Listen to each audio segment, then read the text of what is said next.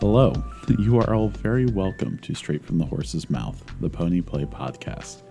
My name is Kylian and I am your host and guide as we explore this vast world of play, kink, and community. Last week I had the immense pleasure of having Pony Tromper on the podcast, and we hit a lot of different topics. The one that hit home the most was our discussion on relationships, dynamics, and finding a partner that works with you. And this was something based on my own recent experiences, but also from what I'm hearing from others, is something worth digging into a bit.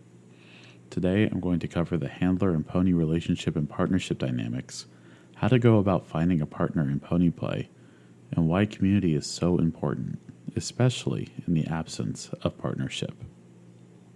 Before we get into it, let me say this disclaimer.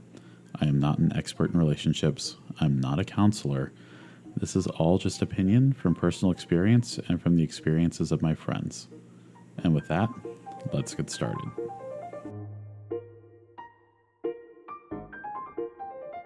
When describing the relationship between pony and handler, a lot of different words spring to mind, and the appropriate one changes based on the situation and context in which the two are working. In competition and training settings, teamwork springs to mind. Working together to achieve a common goal, whether that is to get the fastest time in an obstacle course, pull the heaviest sled, or score the highest in a dressage competition. When pony and trainer come together with a common goal, it is by working together that they reach their shared objective. In a grooming scene, caretaking comes to the forefront. The handler takes the role of the groom, and they are there to assure the pony looks and feels its very best before and after performing the work that is set out in front of them. Brushing, massaging, tacking up, picking frogs, and in my specific case, polishing latex, are all acts of service the groom performs in order to prepare and care for the pony. And in the hot bondage scene, I think of ownership. The pony is restrained in a number of ways and is at the complete mercy of their handler and owner, made to serve and pleasure in whatever manner they see fit, only to be released when they feel that they have gotten what they wanted from them. In all of these types of relationships and situations, the underlying core concept is trust. I'll let that sink in for a moment. Pony play partnership dynamics are all built on trust. And this is true no matter the type of relationship you and your partner have. Is this a romantic partner or a platonic? Many of the winning teams of the North American Pony and Trainer leather titles have been platonic teams that are friends, working together to a common goal. This isn't an uncommon phenomenon. The most important thing is that you and your partner are going towards the same goal. And finding that shared goal, this is done with careful negotiation between the two partners. There's nothing worse than having mismatched expectations in pony play. According to Rebecca Wilcox in The Human Pony, as with any other type of play or relationship, negotiating the type of play when ponies and trainers come together plays an important role to the overall success of the scene. It helps to avoid the upset of mismatched expectations, particularly when discussing identity and motivations. Even if interests don't match up, a meeting of minds can occur through a careful negotiation. While we're talking about pony and handler partnerships, let me also dispel the idea that meeting in person is the only place you'll find a partner to play with. I once had a handler who lived 8 time zones away from me. I was in Los Angeles and he was in the United Kingdom. We'd do training sessions over FaceTime. I'd set up a tripod in my living room, clear all the furniture away from the center of the room, and put a pair of AirPods in my ears under my hood so I could hear every single word and instruction he would give me while he was thousands of miles away. We didn't meet in person until a year later, and while we ended up deciding the distance wasn't the best for our specific dynamic, I wouldn't have traded that time together for the world.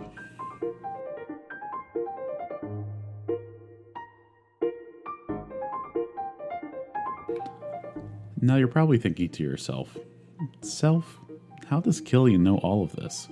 He must have had so much experience in dating and finding handlers to work with. Just look at how beautiful and well-adjusted he is.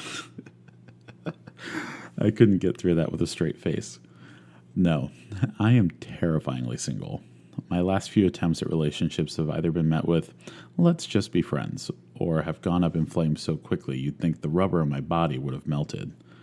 But with each ending comes growth, and with growth comes the next step to us becoming our most authentic selves. I'll tell you, the personal growth I have experienced in the last few months has been exponential. And I'm not going to sit here and say that being single and alone isn't difficult. Yes, it comes with certain freedoms, but I firmly believe that as people, we are meant to live our lives with other people in some form of community, whether that be a chosen family, close friends, or whatever community looks like to you. In the absence of that community, life is kind of hard to journey alone, especially if you have parts of your life you keep separate from others. Let me tell you a story of how this became very apparent to me about 6 months ago. In March of this year, I was invited to Motor City FurCon outside Detroit, Michigan by a very dear friend of mine. On the last night of the convention, my friend and I were in the video game room kicking each other's asses in Super Smash Bros. When, as we were getting ready to grab dinner and get ready for the Dead Dog Dance that night, we were instructed by convention staff to leave everything where it was and go immediately to the main ballroom in the hotel. Now, this convention has had a history of bomb threats and evacuation orders, but having us go to a single room in the building sounded like the opposite of what we would be doing in that situation. At that moment, every cell phone in the room began sounding the severe weather alert sound we've all come to know and love. A line of storms with tornado-strength winds was coming right for us, and we were being instructed to shelter in place. In my 30-plus years of life, I've lived in a few different parts of the United States, and that one beautiful year in Ireland. On the East Coast, extreme weather takes the form of hurricanes and blizzards, both of which I have had a lot of experience in. On the West Coast, it was earthquakes, which I learned I didn't like because there usually wasn't a warning they were coming. Tornado speed winds were new for me, and when the tornado sirens started going off, I was visibly shaken. Once my friend and I had found a place to sit in the ballroom, it occurred to me that the people who would be considered my emergency contacts and next of kin, if something terrible were to happen, had no idea I was in Michigan. I had friends spread across the country who knew where I was and what I was doing, but the folks who would be called upon if, God forbid, they would need to identify a body wouldn't even know where to start if they got a call from some emergency response team in Ypsilanti. You see, in the absence of a significant other, my next of kin are my parents. And while I love them, they're overbearing for a number of reasons, and I don't share a ton about my personal life with them for obvious reasons. One of those things they still do, as if I was still living with them, is ask for my itinerary anytime I fly for work. They want to know where I am, when I land, and where I'm staying. My brother explained that this is because of the very reason I had mentioned before, in case something awful were to happen. But in a bid for my independence and attempt to live my own life, I find it to be annoying at best. As if they shouldn't be privileged to one part of my life when they wouldn't accept all parts of my life. One day, ask me about my coming out story. It's interesting. And entertaining, but interesting. Anyways, back to Michigan. In this moment, I realized that because I had no one else, I had to text my parents that I was, quote, in Ann Arbor visiting friends over the weekend, and that we had severe weather coming, and I texted them when it was all over. Of course, my father's response was, "K." Single letter, "K. Thanks for letting us know." My friend, being in a similar situation, did the same, but to be honest, I think he did it just to make me feel better about it all. It was in this moment that I realized how different my life was from my friends who were partnered off. How much more difficult it was to go through weird day-to-day things when you don't have that built-in support of a partner or spouse. Now, I would consider myself lucky that despite my family's disagreeing with my, quote, lifestyle of being gay, I haven't been cast aside or thrown out in any form. They still love me, or at least what feels like they love a part of me, and I'm still expected to be at all the family functions. But part of me knows that this is because I've had to lock away a huge part of who I am in order to keep myself palatable to them. Around them, I'm not able to be my truest self, and at what point is that doing more harm than good? While I am blessed to a certain point, I'm not stupid, and I know for a lot who are listening to this podcast, they don't have this natural support system, and this is where community shines the brightest. When we find ourselves in a community that accepts us fully for who we are, we begin to develop deeper relationships with those we surround ourselves with. And chosen family becomes apparent. Bonds are formed and support is found. I feel like that's why community is so important. And I know it's such a common refrain. Oh, community is so important. It may as well put it on a fucking Hallmark card at this point. This is Pup Eros talking about the importance of community during our failed recording session about kink and social media. We ended up talking about family and relationship dynamics instead. And this may be the only time you hear any of the quotes from this recording session because it was absolute chaos. But this community that looks like people reaching out to each other for networks of safety and support. And by that, I mean, like, being somebody's emergency contact, being somebody's, hey, I'm in this city. I don't have a place to stay. Can I stay? Or being in a situation like when I did initially have these situations where, I came out to my parents. Probably the worst one was in 2020. I had friends who were like, hey, if you need help, if you need a plane ticket, if you need a night at a hotel, I had friends who were able to offer that. And that is a immense privilege and luxury that so many young queer people do not have. So what does this have to do with the pony and handler dynamic? I am glad you asked.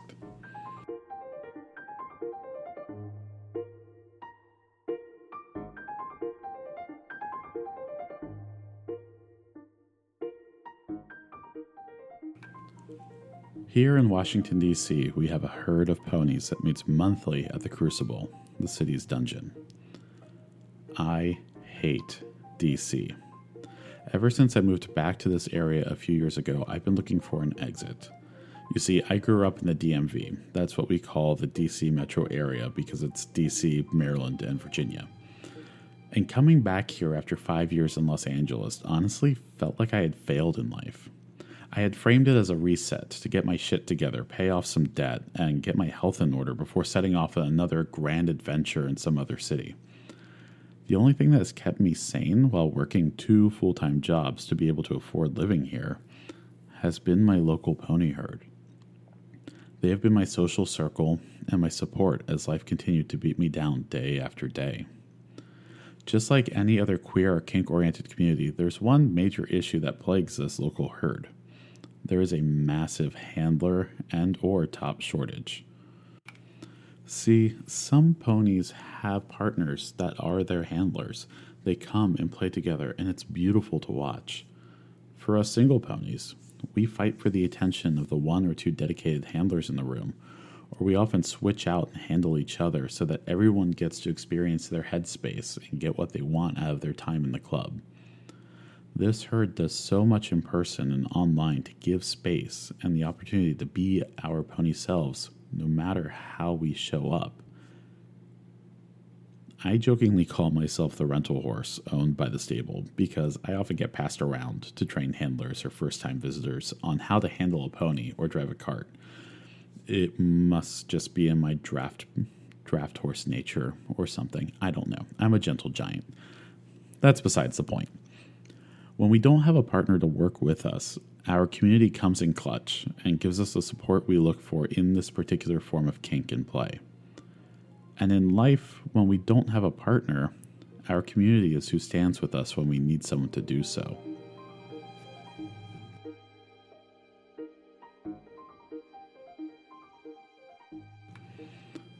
So you want to try and find yourself a partner. You want a pony, or you want a handler that you can call your own. Listen, I'll be the first to say it's not easy to find someone, but I'll also be the first to say that there's someone out there for you. But don't take it just from me.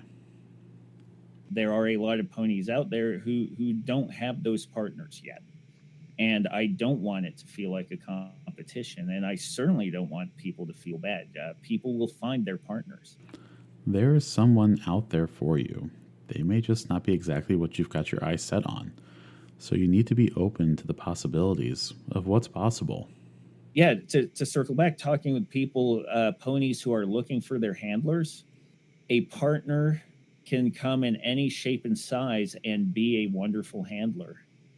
And don't don't limit you deserve more than the disappointment of finding a pre-molded dominant to be your handler, because that could be a little hard to find.